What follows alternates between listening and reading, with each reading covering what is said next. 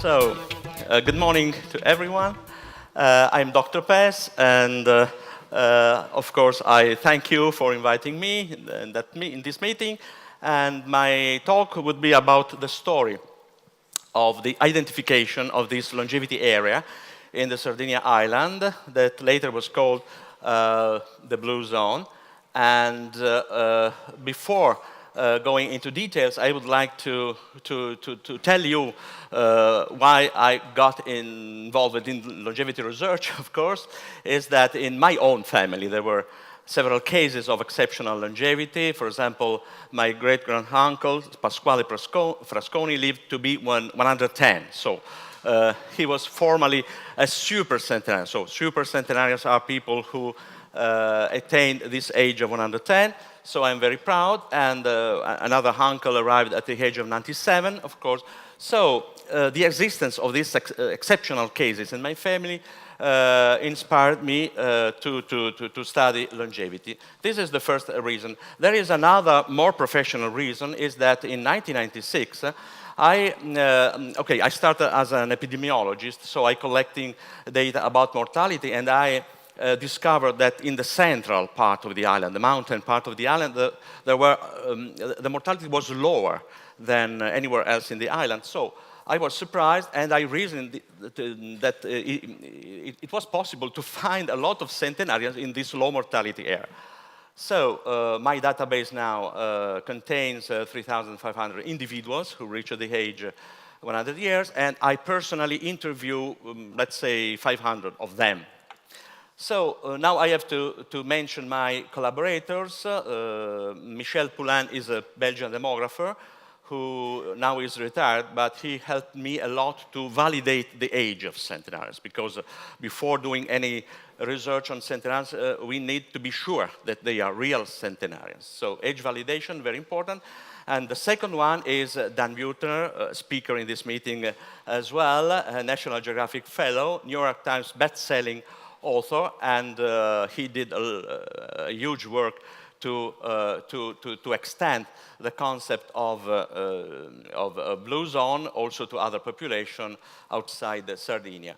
So this is a historical slide. So this slide that I presented in 1999 in France in Montpellier meeting, and for the first time I showed that in this, there is a pointer here, okay, no pointer. Anyway, so in the central province of Sardinia, the rate of centenarians was 30% higher than in the other provinces. So very unexpected finding, and also that the number of male and female centenarians was almost the same. So in this part of Sardinia, the gender gap at the age of 100 virtually disappeared, and this was so unexpected that nobody trusts me, of course. At that meeting, I thought that my scientific career was ended. And, okay, so somebody suggested me to give presentation in the nuraghi, you know, the old stone building. We have a lot of nuraghi in Sardinia. So on the left, you see the original map of Sardinia. At that time, I had no computer. So what I did is to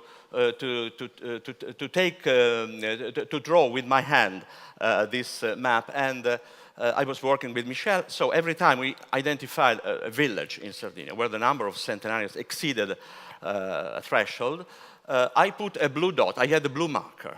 So the name of Blue Zone came from the fact that after 6 months of hard work, okay, I had this cloud of blue dots, especially in the central part of Sardinia.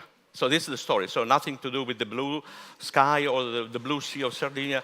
I hope that you are not so disappointed. But anyway, so at the end of the story, using very sophisticated statistical method, we identified the shape of this blue zone corresponding to a region that is called Ogliastra, and is the mountain part of the story. So after 10 years, our next question was, but what are the causes of this exceptional longevity? So you may imagine, figure out that genetics, environment, social-cultural, occupation, and also the lifestyles that include diet and physical activity may be important, because in other population, long-living population, these factors have been proved to be important. So what about genetic factors? I have to say that nearly 20 years ago, when I started this study, almost everybody of my colleagues, geneticists in Sardinia, thought that this phenomenon was due mainly to genetic factors. Why? Because very old people, like this man that in 2001 was declared the oldest man in the world, so it was Antonio Todde, came from a family with many cases of longevity. You can see his genealogical tree, and you can see that there are other people that have lived longer. For example, a sister reached the age of 101, another sister died at the age of 99. The parents also were 90 and 99, so very old. First cousin, so multiple cases of longevity, and this suggests the influence of genetic, but we know from data published, for example, in twins, from twin study, that the variability of lifespan depends only for 20-25% on genes. It means that the remaining part is due to non-genetic factors like lifestyle, nutrition, and physical activity, for example.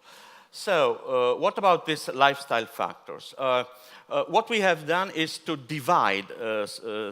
Fortunately, we have data, information about all villages, all municipalities of Sardinia. We have 377, and we have divided them into two parts, the blue zone and the non-blue zone, so the part outside, and we measured the level of several factors, and we discovered that most of factors significantly associated with longevity were in some way the result of physical activity. For example, the distance, the average distance from the workplace. It means that people that have to do a lot of kilometers by walking, of course,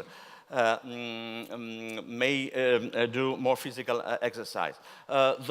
The fact of being shepherds in Sardinia, okay, now the situation is a little bit different, but if you come back to 50 years ago, for example, most people in Sardinia, which was considered, and perhaps is still considered a sort of underdeveloped region in Italy, were either shepherds or farmers. So the fact that longevity was found in the villages where the shepherds prevailed was a sign of the importance of physical activity, because shepherds did a lot of physical activity.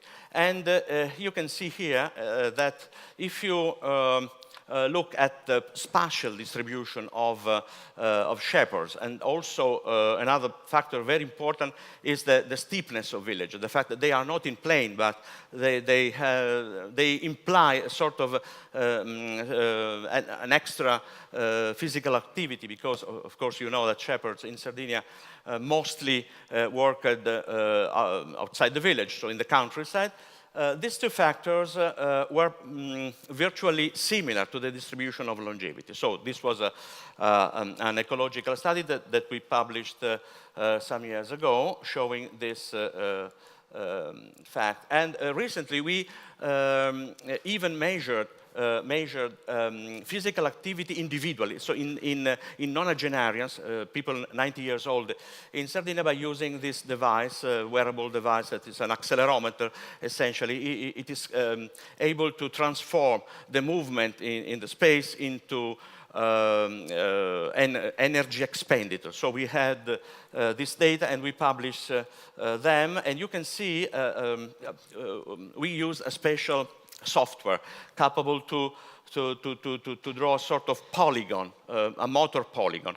Each point, of the polygon corresponds to a specific motor activity. So the extension, the area of the polygon corresponds to the quality of the physical activity. And this is important because, surprisingly, we found that the same quality of physical activity was recorded in men and women. So in Sardinia, in the Sardinia Blue Zone, men and women have the same quality, and the area was much greater than the blue area. The blue area is the motor inactivity. So nobody,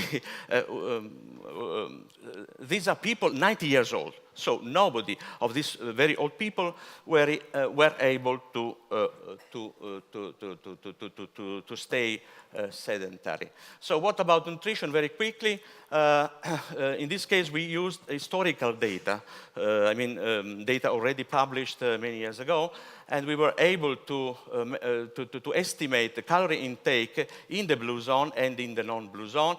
And you can see that there are no significant difference. So the daily intake is 2,400 in the non-blue zone, so in Sardinia in general, and 2,600 kilocalories per day in the blue zone.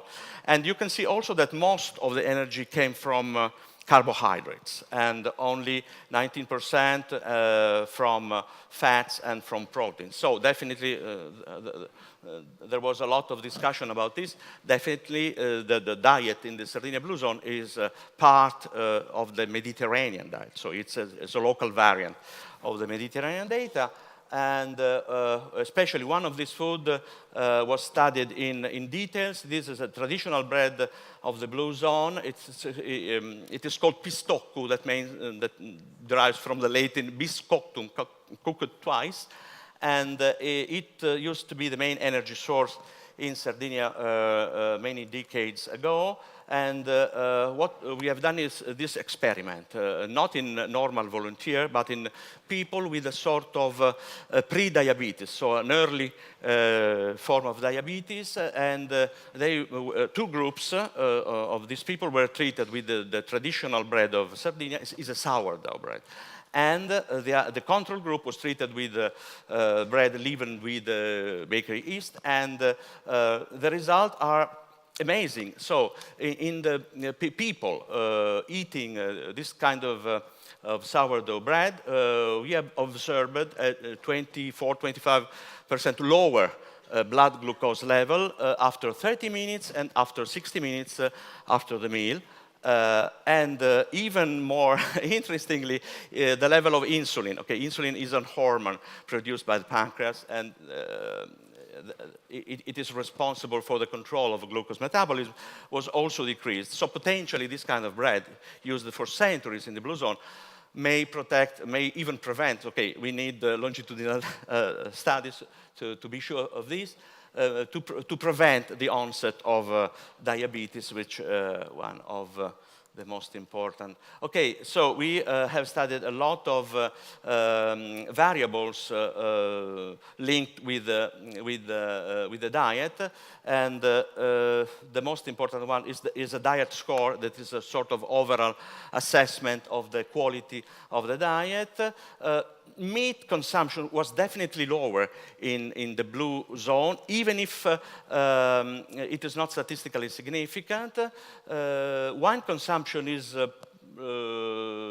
more or less the same as in the other part of Sardinia, but you see on the bottom of the table that the only really significant factors, significantly associated with longevity, are the number of shepherds, the average terrain slope, so the steepness, and the distance from the workplace.